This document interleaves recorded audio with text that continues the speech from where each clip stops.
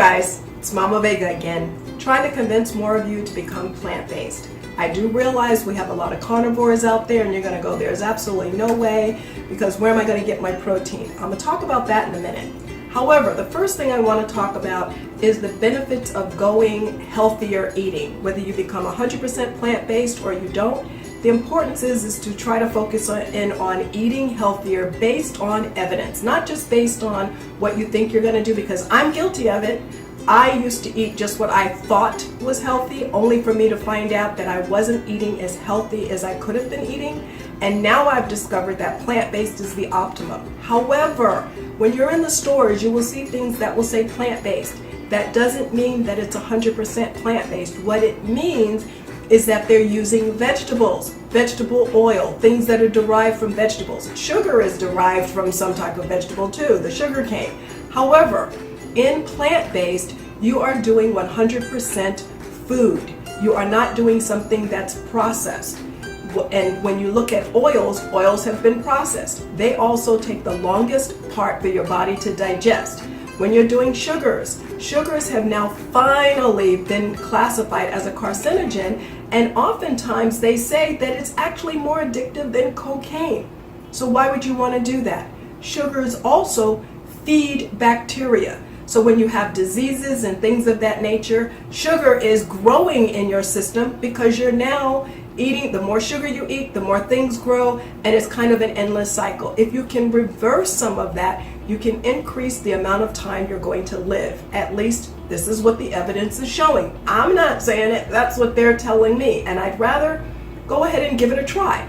However, what I've also discovered is in combination with you eating healthier, if you were to also give to people. You're saying, how am I going to get healthier if I give to people? Well, the way you're going to get healthier is because your body produces oxytocin. Oxytocin is one of those scientific words that now your body will generate more of that. The more oxytocin you have, the happier you are, the more you want to give to people. Have you ever noticed around the holidays, when you're talking Christmas, Thanksgiving, everybody is la la la, unless you have one of those family gatherings where you go, oh my gosh, this person is showing up again. But then it'll bring it down, but then everybody says, oh, forget about it, don't worry about that. The reason they do that is because of that oxytocin. So if you're eating healthy and you're giving to somebody, that means you're going to possibly even live longer, because just giving to somebody, being happier, makes you live longer. Now, if I'm eating healthy, that's making me live longer. So I'm going to combine these two things together, and voila, I have the perfect formula for me to now live longer. However, when you're plant-based, what's the other thing? What's the thing that people complain about? Where am I going to get my protein? I'm not having any protein. Well, you know, the reality is you do get protein. All vegetables have protein.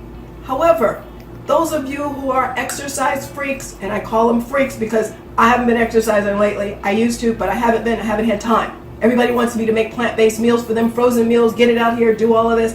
I haven't had time to do it. However, I'm getting my protein just like some of these athletes. Because if you look at the powdered things, what do they say? They say plant protein. Where are they getting it from? Let me show you this. Ripple.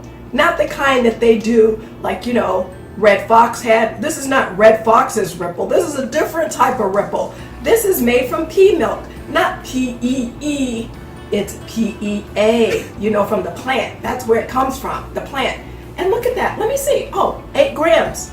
8 grams of protein in this, right? Most people think, oh, I can't get that. I can't drink it. Drink it. Everybody loves it. One of the things I do, this is vanilla flavor, but if you want to keep your glycemic index down because of sugars or things that may be naturally in, not the added sugars, I take a cinnamon stick and I drop a cinnamon stick in this. Now I have cinnamon that's mixed in because it's infused in it. So now that gives me cinnamon vanilla flavor. Awesome thing to take. You can eat your cereal with it.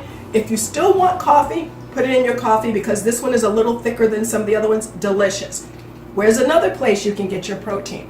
Let's say we do lentils. Most of you look at lentils, and the lentils that you have look like these lentils over here. But I like pretty colors. So I get my lentils in these colors. What do we all know? Eat the rainbow, right? So you eat some lentils like this, you eat some like this. Now you've got another color in the rainbow. Here's another one that you can do. You like hummus? You can get this. Garbanzo beans. Cook these up, smash them up, add a little bit of tahini in there. Voila, hummus. Now you've got protein. This one has another 8 grams of protein. We look at a lot of Asian foods and stuff. We go, what are they eating? Look at this. This is mung beans, M-U-N-G. How many of you know about mung beans? Probably not that many, but guess what? These suckers are tiny. Look at how tiny these things are. It's almost like a mustard seed. You know, like the mustard seeds are really, really tiny, but it gives you the good flavor. These beans, when you eat these little teeny tiny beans like this, these have 12 grams of protein. Look at that, 12 grams of protein. So you've got 12, you've got 8, some of them have 9, you have different ones. But who would have thought this? You can even get it from seaweed, all the things. What people don't realize is all vegetables have a source of protein. The difference is that protein is easily digested within your body. Some of the other proteins, when you're talking about meat proteins, oh, what do? They cause uric acid, all kinds of things. And the other thing I like to point out is how many fruits and vegetables are out there. It's probably endless. I don't even know how many we even have out there, but I can come up with all kinds of combinations. How many combinations can you come up with meat and fish? Oh, I have fish, I have pork, I have beef. I'm stuck. I don't have that many. But if you look at vegetables, there are plenty of vegetables you have, even from other countries that you may not even know about. It's almost endless. Endless. I have a friend, he's one of my chefs. We do a couple of things together, good cook, bad cook. And one of the things he did is he went out and got some freaking grass out of the yard and then some twigs and said, oh, what are you gonna do with this? Well, lo and behold, I did. And he was surprised. So even though he's a carnivore, I told him, now you can eat this with your meat. I said, because now that's gonna help you digest that nasty stuff you just had. So he looks at me and he goes, oh, well, there she goes again, Mama Vega again. I used to drink creamers, which are milk. Why don't I do the milk anymore? Milk causes inflammation. It causes inflammation. It has mucus, it has all of that. Those of you who like cheddar cheese, oh yeah, I want cheddar cheese, it's good for me. Really? What color is cheddar cheese? Have you ever seen a cow give off orange milk? I don't think so. Maybe if that cow was sick. Okay, so that's telling you that's not a natural product, it's not the natural color. So when you're looking at these things, try to get something that's minimally processed, which means you're looking at the whole food.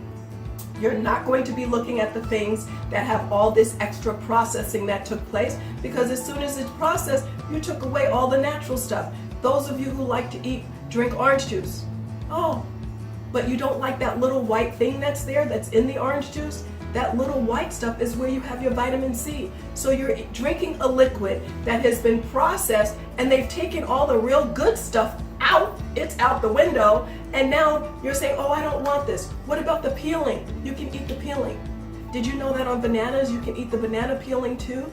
It's a delicacy in France. They dip that sucker in chocolate and then they eat it.